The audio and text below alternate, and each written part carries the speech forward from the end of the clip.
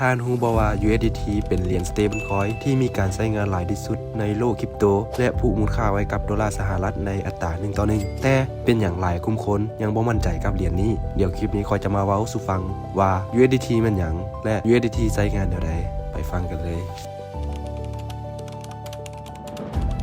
USDT หรือ Tether เป็นเหรียญดิจิตอลที่ถูกสร้างขึ้นมาให้มีมูลค่าคงที่เท่ากับ1 ดอลลาร์สหรัฐบ่ขึ้นบ่ลงตามความผันผวนของตลาดคริปโตโดยบริษัทผู้ออกเหรียญอ้างว่า1 ดอลลาร์จะได้รับการค้ำประกันด้วยเงินดอลลาร์ในบัญชีธนาคารและ USDT ถูกสร้างขึ้นในเครือข่ายบล็อกเชนเช่น Ethereum และ Tron ซึ่งเฮ็ดให้การโอนเงินในเหรียญนี้ได้อย่างว่องไวและมีค่าธรรมเนียมต่ำและที่สำคัญคือ USDT ถูกใช้เป็นตัวกลางในการซื้อขายคริปโตเช่นถ้าท่านต้องการซื้อ Bitcoin ท่านสามารถแปลงเงินเป็น USDT ก่อนหลังจากนั้นนำ USDT ไปซื้อ Bitcoin ได้เลย